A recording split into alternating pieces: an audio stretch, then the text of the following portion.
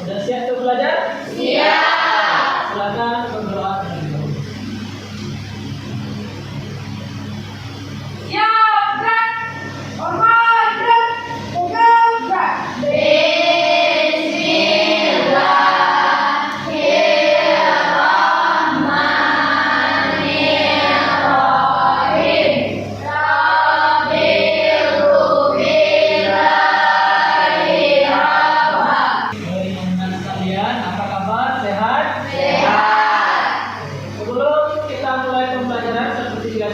Siapkan lagi dirinya.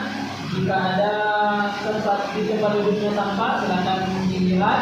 Tapi kalau di tempat duduknya biar nyaman dalam belajar. Sudah siap? Ya. Sebelum kita masuk pembelajaran kita hari ini, Bapak ambil dulu absennya. Acil, Bunga, Aksan, Bapak. Oke, anak-anak sekalian, sebelum kita mulai pembelajaran kita pada hari ini bertemu di pembelajaran coding, ya. Kita akan membahas bagaimana berpikir komputasional dan etika digital. Inilah yang akan kita bahas pada hari ini.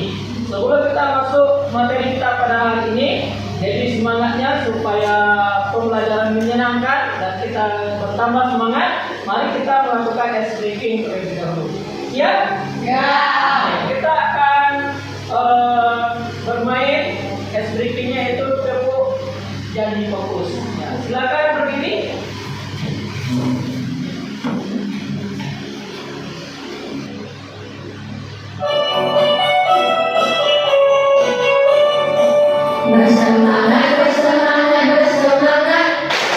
Janji fokus. Saya fokus, saya bisa, saya fokus, saya paham, saya fokus, saya bisa, saya paham. Bersemangat. Janji fokus. Saya fokus, saya bisa, saya fokus, saya paham, saya fokus, saya bisa, saya paham. Oke, tepuk tangan dulu. Silakan duduk kembali. Oke, anak-anak sekalian, hari ini kita bertemu di pembelajaran coding, di mana kita akan mendalami materi berpikir komputasional dan etika digital. Nah, adapun tujuan pembelajaran kita pada hari ini. Nah, ada berapa tujuan pembelajaran kita? 3. Ya, Raja, silakan bacakan yang pertama, Raja. Memahami dan sebesar Ya, yang di bawahnya. konsep berpikir komputasional dan etika digital. Oke. Lanjut yang kedua, Nadia, bacakan.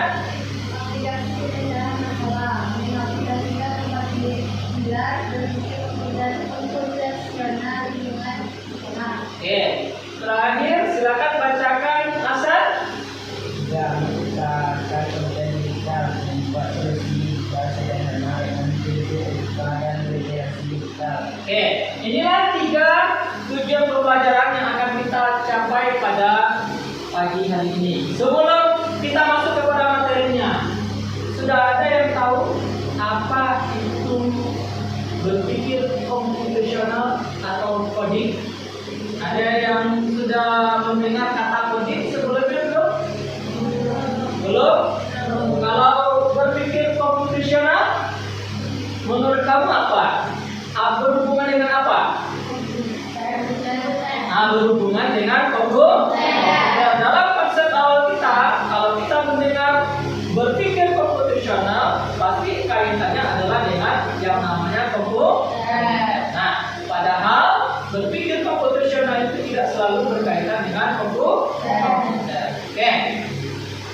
Kita lihat sejarah dulu apa itu berpikir komputasional. Nah, ini dia.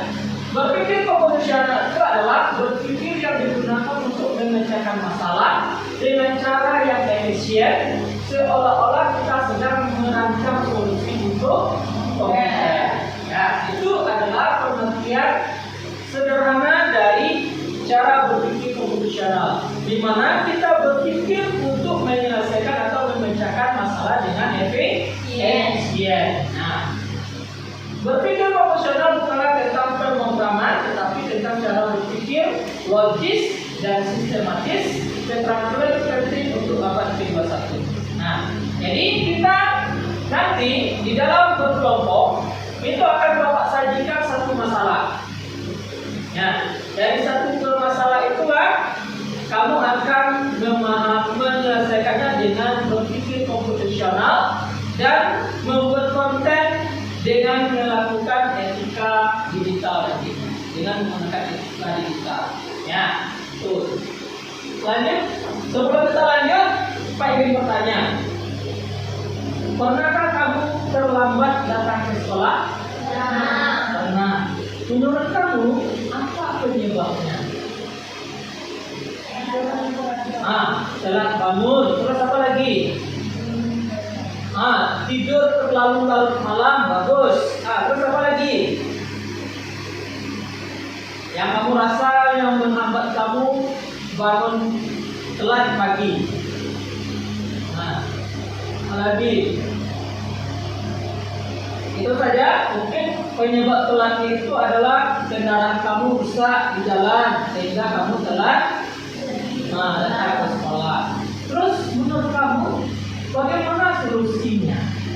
Contoh, kalau terlambat bangun, bagaimana solusinya? Tidur cepat. Bagaimana melakukan tidur cepat? Apa langkah-langkahnya? Membaca buku, tidak main HP terlalu malam. Ya, itu adalah langkah-langkah agar bisa cepat tidur cepat. Ya. Nah, sadar tidak apa yang sudah kamu lakukan itu merupakan bentuk dari berpikir komputasional. Kamu analisa masalahnya. Ya, kamu mengetahui masalahnya. Lalu kamu pecah masalah itu menjadi kamu sederhanakan masalah tersebut, kamu cari solusinya, lalu kamu buatkan algoritmanya.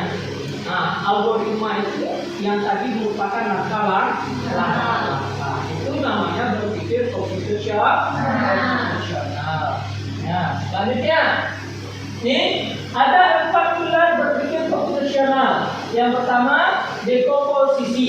Apa itu dekomposisi? Memecah masalah besar menjadi bagian-bagian kecil yang lebih mudah ditangani. Contoh, Olive pada 17 Agustusan ditunjuk sebagai ketua panitia acara 17 Agustusan.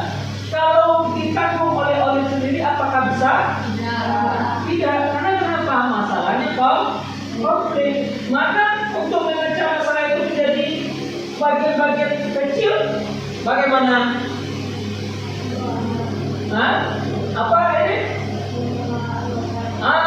Yaitu berbagi peran dengan orang lain dengan menunjuk panitia yang lain. Ada seksi acara, konsumsi dan lain sebagainya. Sehingga apa? Sehingga masalah yang kompleks besar tadi itu terpecahkan menjadi masalah-masalah kecil. Nah, itu namanya dekomposisi. Ya. Yang kedua, abstraksi. Apa itu abstraksi? Fokus pada informasi penting dan mengabaikan detail yang tidak relevan. Contoh, si Dafar habis pergi liburan ke Bali. Ya, tentu banyak cerita yang ingin disampaikan oleh Dafar kepada teman-temannya. Tetapi kalau diceritakan semuanya akan panjang. Bagaimana solusinya? Yaitu kita abstraksikan. Bagaimana abstraksikan hal-hal yang penting saja, buang hal-hal yang tidak penting. Contohnya, dapat apa namanya naik bus itu kan hal yang tidak penting, yang orang lain tidak ingin itu tahunya. Yang orang ingin tahunya bagaimana dapat itu di pantai Bali itu ngapain, bagaimana bentuk pantai Bali itu kan yang jadi fokusnya. Nah, maka buang yang informasi yang tidak penting tersebut, makannya di mana, pakai apa itu tidak penting. Itu dia langsung fokus kepada yang jadi masalah intinya saja. Itu namanya abstraksi.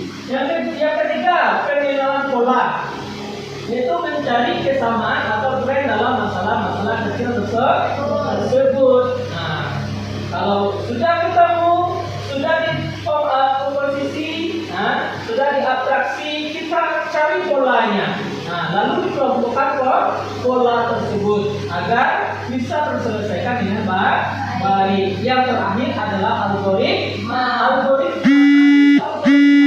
Kita menyusun langkah-langkah terstruktur untuk menyelesaikan masalah yang efisien. Ya, langkah-langkah efisiennya. Nah, contoh langkah-langkah untuk menyelesaikan masalahnya kamu sikat gigi. Bagaimana langkah-langkah sikat gigi itu? Ambil odol dulu, ambil bundarnya. Terus apa lagi langkah-langkahnya? Letakkan odol di atas kepala bundarnya, di tempat bundarnya. Terus apa lagi? Masukkan ke gigi. Setelah itu kumur. Mungkin ada yang lain, cara orang lain berbeda algoritmanya. Mungkin dia berkumur terlebih dahulu, baru ambil sikat gigi. Itu adalah algoritma susunan secara efisien agar bisa menyelesaikan satu masalah. Nah, semua contoh-contoh tadi itu merupakan bentuk berpikir komputasional. Nah, sekarang Pak tanya lagi, apakah berpikiran komputasional itu hanya berhubungan dengan komputer? Tidak, ternyata berpikir komputasional itu sudah banyak dilakukan dalam kehidupan sehari-hari kita, mulai dari bangun tidur sampai tidur kembali. Nah, kita lanjutkan dulu. Memahami konsep etika digital. Nah, selama ini kita menggunakan konten digital, membuat konten, ya, apakah sudah memperhatikan etikanya? Berpikir komputasional juga harus akhirannya adalah diimbangi dengan etika. Bagaimana menghargai privasi orang lain, menggunakan bahasa yang tepat, melindungi informasi pribadi. Oke, sebelum kita lanjut kepada topik selanjutnya, Bapak ingin kamu melihat video berikut ini. Ada nantikan yang berhubungan dengan penjelasan berpikir komputasional.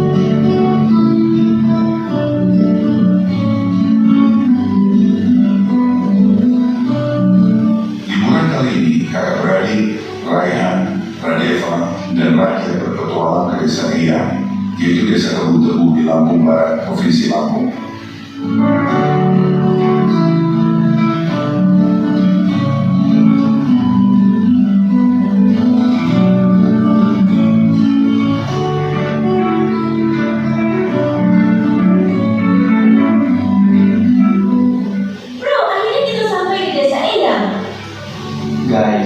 Ini bukan sekedar liburan, tapi kali ini kita akan belajar dari kehidupan pakai cara berpikir komputasional. Wow, udaranya segar banget, indahnya desa ini. Sejauh mata memandang berhampar hijaunya sawah.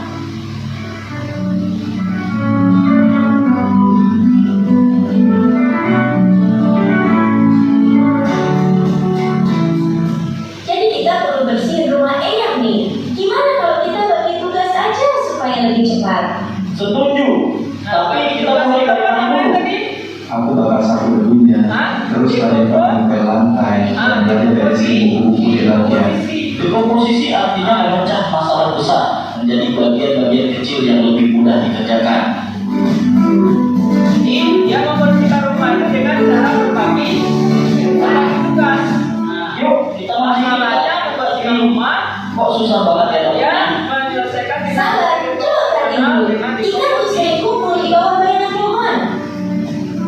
lihat ada bayangan pohon besar di situ, pasti banyak ikan di bawahnya.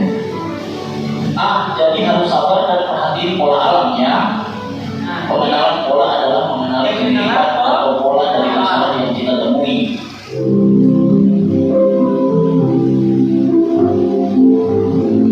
Wah, ada banyak pohon di sini. Gimana caranya nyari yang paling pas? Kita cari pohon mangga yang udah matang aja. Jangan terlalu banyak mikirin yang belum berbuah. Jadi kita abaikan aja pohon yang belum berbuah. Fokus ke yang penting. Nah, itu apa namanya tadi? Itu namanya abstraksi. Nah, Kita hanya memiliki informasi yang relevan. Abstraksi artinya menyaring informasi yang penting dan mengabaikan hal yang tidak relevan. Oke, sekarang kita buat jus mangga. Ada langkah-langkahnya nih. 1. Cuci mangga. 2. Potong buah. 3. Masukkan ke blender. 4. Tambahkan gula dan air. 5. Saringkan sajikan. Algoritma adalah langkah-langkah terstruktur untuk menyelesaikan masalah. Mana-mana algoritma. Oke.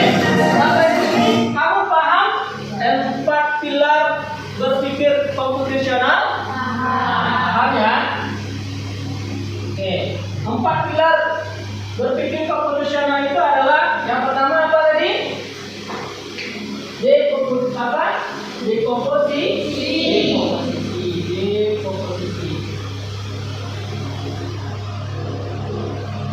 Nah, apa? Yaitu kita membagi masalah itu menjadi masalah kecil.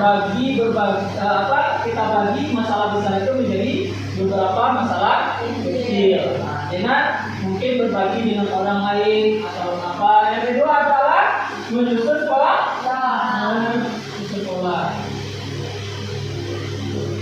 Pola. Nah, kita kenali dulu polanya. Nah, bagaimana untuk menyelesaikan masalah tersebut? Apa masalahnya? Kita kenali dulu polanya. Yang ketiga apa tadi? Abstraksi. Apa itu abstraksi? Yaitu menyempurnakan informasi yang tidak penting. Kita fokus saja kepada informasi yang penting. Yang keempat, algoritma.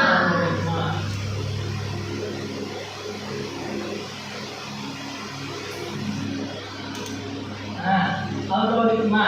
Inilah 4 pilar berpikir dekomposisi. Ya, paham sampai di sini? Oke, paham ya. Selanjutnya kita akan sebelum kita masuk kepada kerjaan kelompok, kamu jangan agar lebih paham lagi, kamu saksikan video berikut ini dulu.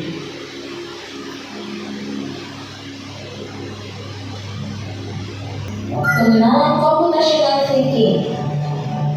Hai teman TC, coba tebak apa artinya computational thinking atau berpikir komputasional? Adakah yang bermata jeli dan melihat kata komputasional di sini? Jadi mungkin ada hubungannya dengan komputer ya? Iya, betul sekali. Jempol buat kamu yang sudah menebak dengan benar. Berpikir komputasional adalah proses berpikir untuk menyelesaikan masalah dengan efektif dan efisien. Dalam ilmu komputer, proses berpikir ini dilakukan sebelum mulai menulis coding atau pemrograman. Jika sudah direncanakan dengan baik, maka coding yang ditulis akan sesuai dengan kebutuhan dan dapat diselesaikan dengan cepat dan tepat. Tapi ternyata berpikir komputasional juga bisa dilakukan tanpa komputer dan tanpa internet loh. Malah sebenarnya kita pun sudah menerapkannya dalam kehidupan sehari-hari, mulai dari memotong gigi, mencatat ringkasan pelajaran, hingga menyiapkan tas untuk sekolah besok. Wah, kalau kita sudah bisa menerapkannya setiap hari, berarti kita semua sudah mahir dong. Belum tentu. Contoh-contoh tadi menerapkan berpikir komputasional pada masalah yang sederhana.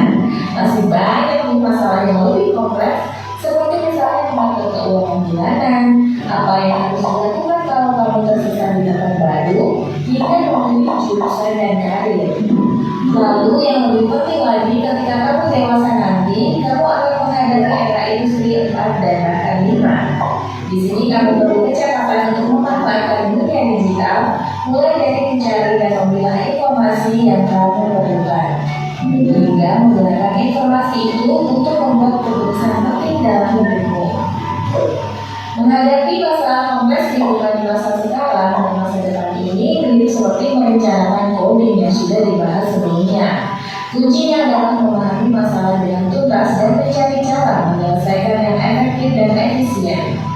Nah, kalau begitu, bagaimana agar kita bisa berpikir komputasional?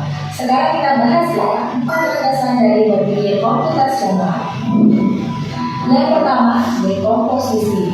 Dekomposisi artinya membagi masalah kompleks ke bagian yang lebih kecil agar mudah diselesaikan. Misalnya, kamu ditunjuk jadi ketua panitia lomba 17-an. Maka, untuk memudahkan pelaksanaan, kamu bisa menunjuk panitia bagian acara, konstruksi, publikasi, keamanan, dan lainnya. Yang kedua, mengenal pola. Artinya mencari kesamaan dan pola di antara bagian-bagian masalah kompleks yang sudah dipecah. Misalnya, kamu hendak melipar dan menyimpan jemuran di rumah, maka kamu perlu bisa mengenali jemuran milik ayah, ibu, kamu, adik, dan milik bersama seperti spray, handuk, dan lainnya. Ini karena jemuran-jemuran itu perlu disimpan di tempat yang berbeda. Yang ketiga, abstraksi. Artinya fokus pada informasi yang penting saja, mengabaikan detail yang tidak diperlukan. Misalnya, kamu menceritakan pengalamanmu berwisata ke luar kota. Tentunya kamu mengalami banyak hal dari mulai berangkat di bus, berfoto bersama, makan di restoran, menginap di hotel, hingga perjalanan pulang. Tapi nggak mungkin kan kamu ceritakan semua kejadian dengan detail pada teman-temanmu. Pasti mereka bosan kalau kelamaan. Jadi kamu harus mencari beberapa kejadian yang menarik saja untuk diceritakan pada teman. Yang terakhir, algoritma. Artinya membuat langkah-langkah penyelesaian atau membuat aturan yang diikuti untuk menyelesaikan masalah. Misalnya, kamu diberi belanja di supermarket oleh ibu, ada minyak goreng, telur, roti, sayur, dan kopi. Lalu kamu harus buru-buru karena ibu sudah mau memasak dengan minyak goreng itu. Nah, kalau seperti ini, satu cara yang efisien misalnya mulai dengan mengambil barang yang paling dekat dari pintu masuk hingga terakhir yang paling dekat dengan kasir. Nah, ini dia 4 landasan berpikir komputasional yang perlu diterapkan untuk memecahkan masalah yang kompleks. Lalu berikutnya, apakah ada cara untuk mengasah kemampuan berpikir komputasional? Tentu ada. Selain bisa coba kamu terapkan ke masalah sehari-harimu, kamu bisa juga latihan soal untuk mengasahnya. Misalnya, gurumu akan memberikan soal-soal computational thinking di mata pelajaran matematika, bahasa Indonesia, dan IPAS dalam kurikulum mereka. Selain itu, kamu bisa ikut tantangan bebas Indonesia juga. Yuk coba simak satu contoh soal computational thinking. Dalam bis studi wisata, ada 3 kelompok anak yang akan diantarkan ke 3 tujuan berbeda. Nanti pertama. Oke, silakan kamu selesaikan satu masalah ini. Nah, dengan cara berpikir komputasional. Nah, dalam bus studi wisata ada 3 kelompok anak yang akan diantarkan ke 3 tujuan berbeda. Bus berhenti pertama di restoran, lalu hotel, dan terakhir di museum. Jadi tujuannya adalah ada ke restoran, ada ke hotel, dan ada di museum. Hanya ada satu tempat penyimpan koper di samping bus yang hanya bisa dibuka dari satu pintu. Supir bus ingin mengatur koper-koper penumpang sehingga mudah dikeluarkan. Bantu supir bus menentukan urutan memasukkan koper-koper itu ke dalam tempat penyimpanannya. Nah, Di restoran, lalu hotel, dan terakhir di museum. Hanya ada satu tempat penyimpanan koper di samping bis yang hanya bisa dibuka dari satu pintu. Sopir bis ingin mengatur koper-koper penumpang hingga mudah dikeluarkan. Bantu supir bis menentukan urutan memasukkan koper-koper itu ke dalam tempat penyimpanan. Pertanyaan, koper kelompok anak yang mana yang dimasukkan terakhir? nah, silakan kamu jawab dengan menggunakan cara berpikir komputasional. Nah, koper kelompok anak mana yang dimasukkan terakhir? Hah? Yang menjawab museum, angkat tangan. Yang menjawab museum, tidak ada. Yang menjawab ke restoran. Oke. 1, 2, 3, 4. Yang menjawab ke hotel. Oh, yang tidak menjawab ini, yang manapun boleh. Nah, tidak dilihat. Nah, jadi menurut kamu mana jawaban yang paling betul? Hah? Hotel atau museum? Restoran. museum? B. Anak yang ingin pergi ke restoran? C. Anak yang ingin pergi ke hotel? Atau D. Yang mana pun boleh. Soal ini diadaptasi dari challenge.bebas.org. Kalau kamu tahu, coba ya dijawab di kolom komentar. Kita jawab ya. Dia ada tujuannya yang pertama ke mana tadi? Jawabannya?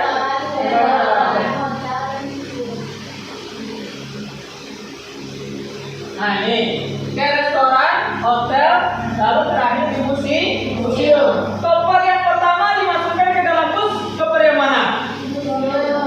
Hah? Kenapa museum duluan? Hah? Karena dia yang diantarkan yang terakhir. Kalau hotel duluan, tentu akan susah, ya. Karena kenapa? Letaknya paling belakang. Jadi kalau dia bertanya tadi, koper mana yang ditaruh terakhir? Yang tujuan ketiga mana? Yaitu ke restoran. Koper restoran inilah yang terakhir dimasukkan ke dalam bus supaya nanti pas sampai di restoran, koper itu yang paling terdepan. Nah, itulah caranya berpikir profesional. Sampai di sini kamu paham? Oke, kalau paham kita akan bagi 3 kelompok. Silakan bentuk per kelompoknya. Silakan bentuk kelompok 3, 1, 2, 3. Silakan. Nah, satukan saja mejanya. Ya, 2 meja saja atau 2 meja saja disatukan. Silakan. Nah, yang tenang saja. Nah, yang ini saja terbalik ini. Nah. Oke. Di dalam LKPD ini ada permasalahan yang harus kamu kerjakan dengan cara berpikir profesional. Lalu nanti kamu buatkan literasi digitalnya, ya. Silakan kerjakan, ada langkah-langkahnya dengan menggunakan 4 pilar langkah-langkah berpikir profesional tadi. Ya, silakan dikerjakan.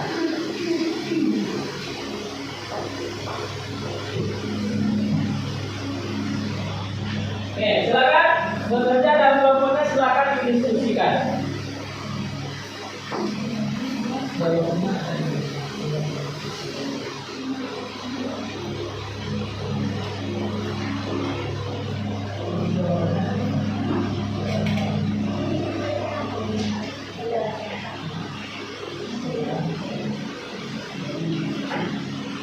Oke, silakan dikerjakan berkelompok, diskusikan secara berkelompok ya.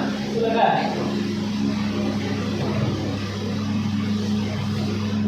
Nah, silakan selesai. Kita kembali lagi ke tempat duduknya. Silakan kembali lagi ke tempat duduknya. Oke, tepuk tangan dulu untuk kita semuanya. Oke, kelompok siapa yang mau tampil menampilkan diskusinya pertama? Silakan diceritakan. Ya, silakan kelompok 3 untuk maju ke depan membacakan hasil diskusinya. Kelompok lain boleh memberikan masukan atau melengkapi apa yang kurang dari tampil kelompok 3 atau bertanya kepada kelompok. Silakan.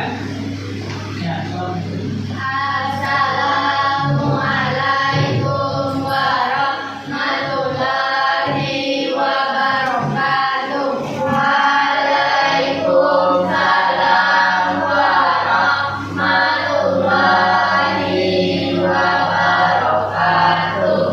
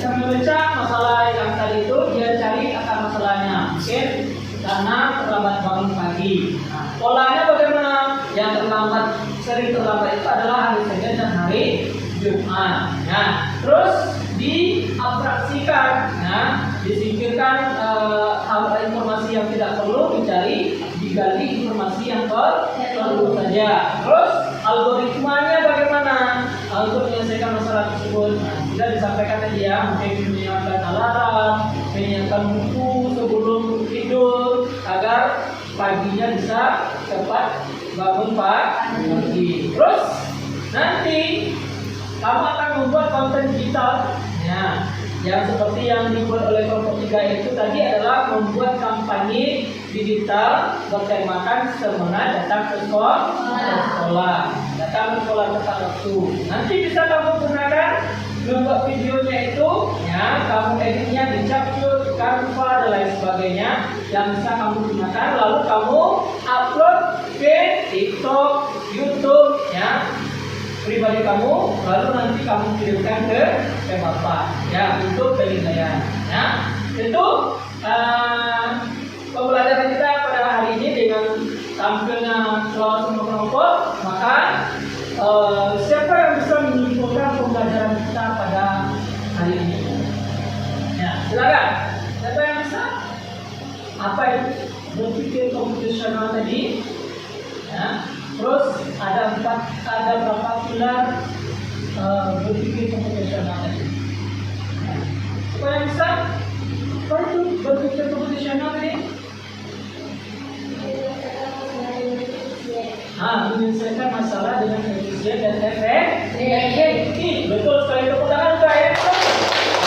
Ada 4 pilar berpikir komputasional. Yang pertama apa tadi? Dekomposisi. Apa itu dekomposisi? Memecahkan masalah menjadi masalah yang kecil. Yang kedua apa? Menyusun pola. Kita memilih polanya. Ya, yang ketiga abstraksi. Apa itu abstraksi tadi? Mengambil hal informasi yang penting dan membuat informasi yang kurang penting. Yang terakhir, algoritma. Apa itu algoritma? Membuat langkah-langkah solusi penyelesaian masalah. Oke, tepuk tangan dulu untuk kita semuanya. Alhamdulillah, berarti 3 tujuan pembelajaran kita yang dari awal tadi sudah kita kuasai. Oke, sekian saja pembelajaran kita pada hari ini. Selamat bertemu lagi di pembelajaran coding di minggu depan. Kita akan menampilkan media yang sudah kamu buat. Oke, kita akhiri.